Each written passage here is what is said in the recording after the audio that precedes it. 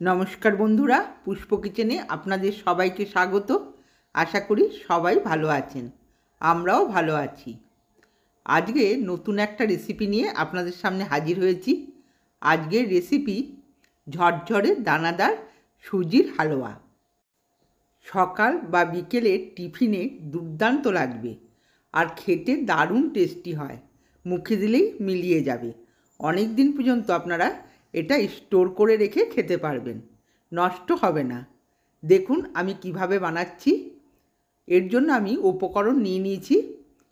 দেখুন, প্রথমেই নিয়েছি দুধ, 500 গ্রাম দুধ নিয়েছি, আর 200 গ্রাম নিয়েছি সুজি, 200 গ্রাম চিনি, আর এলাচ নিয়েছি 6-7টা এলাচের দানা, আর নিয়েছি 2 চামচ বেসন, কাজু বাদাম আর কিশমিশ। এই দিয়েই সুজির হালুয়াটা হবে। আর ঘি তো দিতে হবেই। দেখুন, আমার সাথে থাকুন, পুরো ভিডিওটা দেখার অনুরোধ রইল। প্রথমেই দেখুন গ্যাসে কড়াই চাপিয়ে দিয়েছি, নিয়ে নিচ্ছি 2 চামচ ঘি। এই রান্নায় বন্ধুরা ঘিয়ের ব্যবহারটা একটু বেশি করেই করতে হবে। দেখুন 200 গ্রাম চিনি আমি দিয়ে দিলাম। এবার ভালো করে নেড়ে চেড়ে চিনিটাকে একটু ক্যারামেল বানিয়ে নেব। দেখুন সুন্দর করে আমি নেড়ে দিচ্ছি। আর এই সময় গ্যাসের স্টিমটা একদম লোতে রাখতে হবে। কি সুন্দর লাল রং হয়ে গেছে, দেখুন চিনিটা পুরো আমার গলে গেছে। এবার এই চিনিটার মধ্যে অল্প অল্প করে দুধ দিয়ে আমি জাল দিয়ে নেব।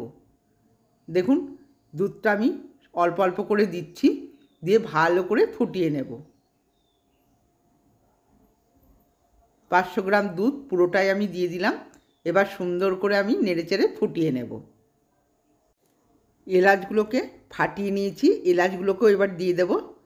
দিয়ে 2 থেকে 3 মিনিট আমি এটাকে ফোটাবো। দেখুন দুধটা ফুটে উঠেছে। এবার সুন্দর করে একটু নেড়েচেড়ে দিয়ে আমি গ্যাসের থেকে নামিয়ে নেব।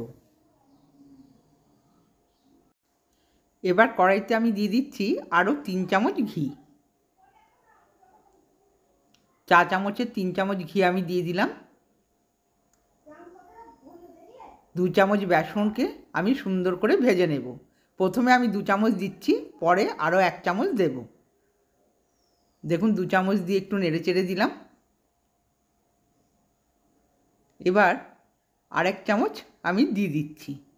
মোট 3 চামচ বেসন আমি এতে ব্যবহার করলাম। বেসনটাকে সুন্দর করে নেড়েচেড়ে ভেজে নিতে হবে। যতক্ষণ না বেসনের কাঁচা গন্ধটা যায়, বেসনটাকে ভাজতে হবে। দেখুন কালারটাও চেঞ্জ হয়ে গেছে, একটু লাল লাল কালারটা হয়ে যাবে। বেসনটা আমার মোটামুটি ভাজা হয়ে গেছে। এবার আমি তুলে একটা থালার মধ্যে রেখে দেব। এবার কড়াইতে আরও 4 চামচ ঘি আমি দিয়ে দিলাম। কাজুগুলোকেও দিয়ে দিলাম। কাজুগুলোকে নেড়েচেড়ে একটু ভেজে নেব। হালকা ভাজতে হবে, বেশি কড়া করে ভাজবো না। দেখুন একটু ভাজা হয়ে যাওয়ার পর দিয়ে দিলাম কিশমিশগুলো। কিশমিশটা একটু পরেই দিতে হবে, কেননা কিশমিশ খুব তাড়াতাড়ি ভাজা হয়ে যায়। দেখুন নেড়েচেড়ে কিশমিশ আর কাজু ভাজা হয়ে গেছে। এবার আমি তুলে নিচ্ছি।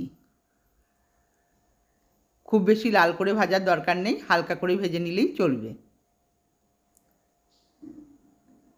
এবার আরও 2 চামচ ঘি আমি এতে অ্যাড করলাম। প্রথমেই বলেছি ঘিটা একটু বেশি পরিমাণে দিতে হবে। এবার দিয়ে দিচ্ছি 200 গ্রাম সুজি। সুজিটাকে দিয়ে ভালো করে নেড়েচেড়ে ভেজে নেব। সুজিটা বন্ধুরা একটু লাল করে ভাজতে হবে। সুজিটা ভালো করে নেড়েচেড়ে একটু হালকা রং ধরলেই দিয়ে দেব ভাজা বেসনটা। ভাজা বেসনটা দিয়ে সুজির সঙ্গে মিশিয়ে ভালো করে নেড়েচেড়ে ভেজে নেব। 3 থেকে 4 মিনিট আমি অনবরত নাড়তে থাকবো আর সুন্দর একটি লালচে রং ধরিয়ে ভেজে নেব। দেখুন কি সুন্দর কালারটা চলে এসছে। ধৈর্য ধরে গ্যাসের স্টিমটাকে লোতে রেখে এটা ভাজতে হবে। এবার অল্প অল্প করে দুধটা মিশিয়ে দিচ্ছি। চিনি আর দুধ দিয়ে আমি করে রেখেছিলাম, সেটা অল্প অল্প করে মিশিয়ে দেব আর অনবরত নাড়ব। দেখুন সামান্য সামান্য করে দুধ দিচ্ছি আর নেড়ে নেড়ে সুজিটাকে সেদ্ধ করতে হবে। যেহেতু ঝরঝরে করব, খুব বেশি দুধের আমার প্রয়োজন নেই।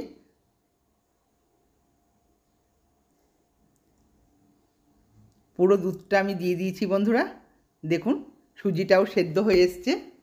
এবার দিয়ে দিচ্ছি ভাজা কিশমিশ আর কাজু।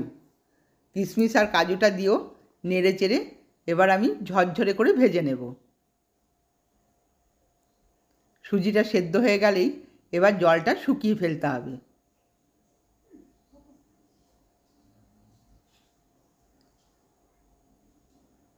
পাঁচ থেকে ছ মিনিট সুন্দর করে নাড়াচাড়া করলেই জলটা পুরো শুকিয়ে যাবে আর ঝুরঝুরে হয়ে যাবে।